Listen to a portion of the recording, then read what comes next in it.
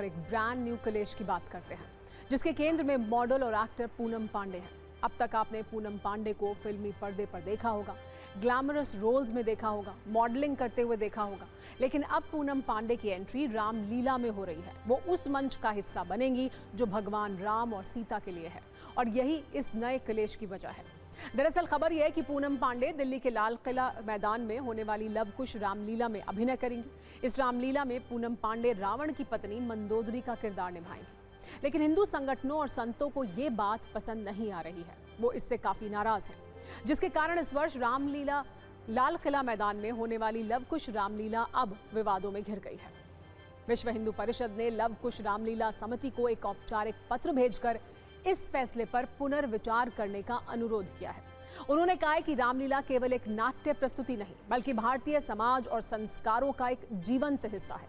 इसीलिए पात्रों का चुनाव केवल अभिनय क्षमता पर नहीं, बल्कि सांस्कृतिक उपयोगिता और श्रद्धालुओं की भावनाओं को ध्यान में रखकर किया जाना चाहिए। UEM Jaipur is a perfect target for prospective students aspiring for good jobs, good education with future-ready skills. इतना ही नहीं, इस चिट्ठी में यह भी कहा गया है कि मंदोदरी का चरित्र गुण, मर्यादा, संयम और आदर्श पतिव्रता के गुणों का प्रतीक माना जाता है। इसीलिए इस भूमिका को निभाने वाले कलाकार का चयन इन आदर्शों को ध्यान में रखकर होना चाहिए। पूनम पांडे की सार्वजनिक छवि और अतीत में हुए विवादों के कारण श्रद्धालुओं में असमंजस या आक्रोश की भावना उत्पन्न हो सकती है। वैसे सिर्फ विश्व हिंदू परिषद ही नहीं, बल्कि संतों का बड़ा वर्ग भी पूनम पांडे को मंदोदरी की भूमिका में नहीं देखना चाहता है।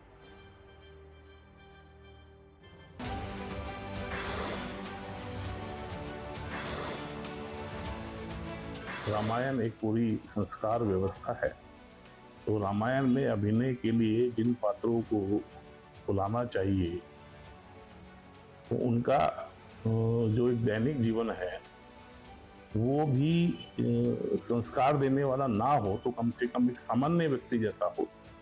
कम से कम ऐसे अश्लीलता परोसने वाले लोगों को रामायण के मंचन के लिए कम से कम नहीं बुलाना चाहिए।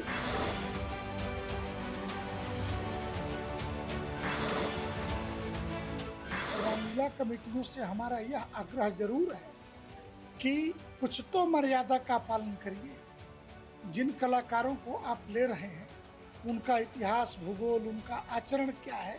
ऐसा नहीं है कि इस सोशल मीडिया के युग में जो है लोग ये नहीं जान पाते कि उसका इतिहास, भूगोल क्या है।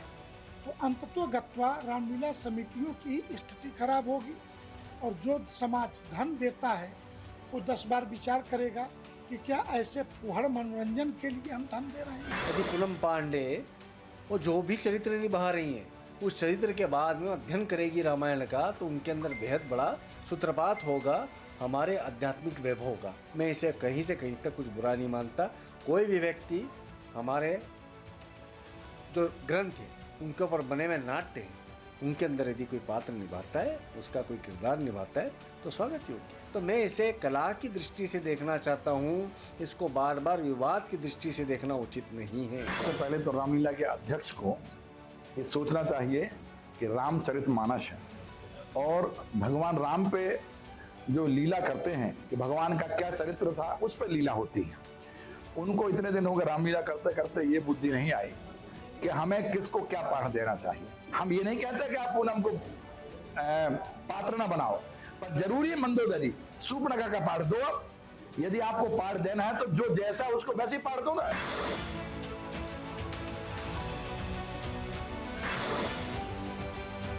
रानी मंदोदरी जैसी धर्म प्रेमी और विदुषी महिला वो इतिहास में बहुत कम ढूंढने को मिलती है। और आप देखिए कि उसने कितनी बार रावण को समझाया, अधर्मी को समझाया। ऐसा चरित्र को अगर कोई ऐसा व्यक्ति निभाए जो कि लोगों की भावनाओं को हर्ट करे, वो ठीक नहीं है। वैसे इस विरोध पर अब तक कोई फैसला नहीं हुआ, और पूनम पांडे 22 सितंबर से शुरू हो रही रामलीला में रावण की भूमिका निभा रहे आर्य बब्बर के साथ मंच पर होंगी।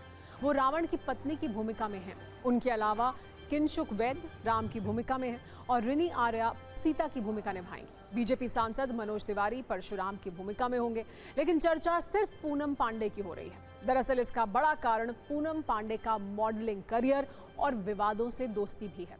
वर्ष 2011 में पूनम पांडे पहली बार चर्चा में तब आई थी जब उन्होंने ये कहा था कि अगर भारतीय क्रिकेट टीम वर्ल्ड कप जीतती है तो फिर वो अपने सारे कपड़े उतार देंगी। खुद को चर्चा में बनाए रखने के लिए पूनम पांडे ने कोविड के दौरान लॉकडाउन में घर से बाहर निकल गई थी, जिसके बाद पुलिस को उन्हें गिरफ्तार करना पड़ा।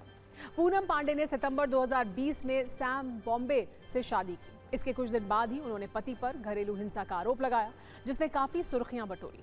2024 में तो पूनम पांडे ने अपने पुराने सारे रिकॉर्ड तोड़ दिए और सर्वाइकल कैंसर से हुई मौत का झूठा नाटक किया, जिससे उनकी काफी आलोचना हुई। इसके अलावा भी उनकी कई तस्वीरें और वीडियोस विवादों में रहे हैं, जिसके कारण संत मंदोदरी की भूमिका में उन्हें नहीं देखना चाहते हैं।